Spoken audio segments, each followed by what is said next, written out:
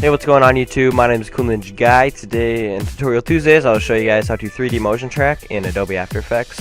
What you need is any cinematic really. I have a cinematic already. I have trimmed out the part I want into my composition. What I want to do is I want to track some text in this doorway like I did in Bloodstained, because this is the cinematic from Bloodstained, so it'll be in that doorway. So what you're going to want to do is just put your clip in a new composition. Then you can right click it and hit track camera, or you can go to effects and presets and type in tracker, and there will be 3D camera tracker. So, drag it on your clip. It will say analyzing in background. So what it's doing is it's going frame by frame and tracking it. It does say in background, so I could pull up an adjustment layer and start working on color correction, but I'm not going to do that. What I'm going to do is I'm going to pause this tutorial. See, it is 3% done. It says about 4 minutes remaining. Basically, you let this sit. It will do step 1, and then it'll do step 2, which I'll tell you about when that comes. So I will pause it, and I'll be right back. Alright guys, as you can see, I check if I was recording. This is almost done, so he says about 10 seconds remaining. So it is almost done analyzing, and once it is done analyzing, it will do a camera solve. You'll see it, the blue, this part blue thing will turn to orange. See, solving camera. Step 2 of 2. It will, wait a second while it does solve that camera.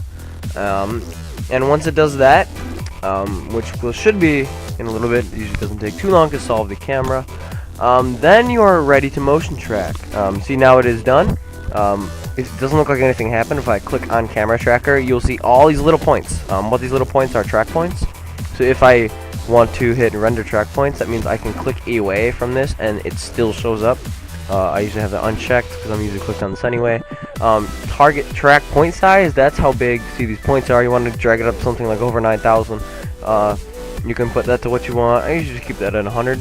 And the target size is how big the target will be. So see, if you have that target, if I crank this up to a ridiculous amount, it'll be very big.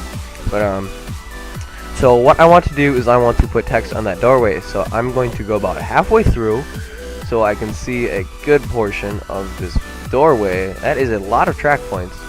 So if I want to track this doorway, what I'm going to do is, since the in Nuketown, this wall is this flat, obviously, with that wall. So what I'm going to do, you can pick one point, like I want to hold that one. I can hold control, click that one, that one, that one, that one, click a bunch, it'll all be flat. But what I prefer to do is just draw a big lasso around a bunch, so that way it is stuck to the wall. So that way if I move it along, it stays on the wall.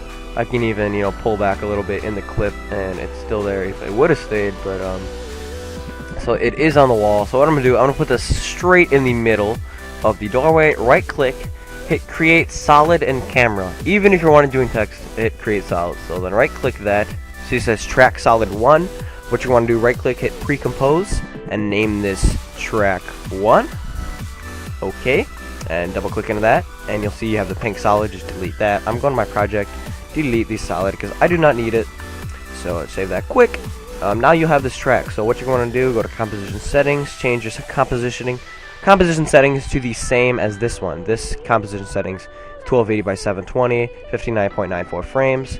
So if I go into this one, it is the same thing, 1280 by 720, 59.94 frames. So now what you want to do is you're going to want to put your text in here. You can hit the text tool or right click, hit new text, and let's type the word TKNG. That's a good font. Let's put light because that's a great font. So now I have this. I can make this a lot bigger. There we go.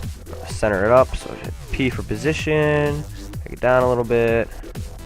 Put it right in the center. So now if I go back to this, I will see that the text is very, very large, which I did not mean to do. But if I click through, and I would play through, it is tracked perfectly to the door. What I can do right now is I will put this down a little bit. I can hit scale in here by hitting S, drag that down a bunch, and I want this up a little bit more. I want the whole composition up, so I want this axis, the y-axis, drag that up. And then if I do play through the clip, you can see that TKNG is in the doorway, and that's about it, guys. So if you enjoyed this tutorial, hit that like button below, subscribe button up top for many more tutorials. If you want, I can do a tutorial on how I did if I want to track something in this doorway. And maybe here, let me change the composition settings quickly, drag this out to, let's go 20 seconds. I can show you guys how to do, let me drag that out, like that. So if I want to do, I know, whatever, if I want to track something in this window, but I can put it here and you won't see it, like from here, you know, it looks like it's actually behind the doorway. I can do a tutorial on that later, maybe next Tuesday. It's advanced masking.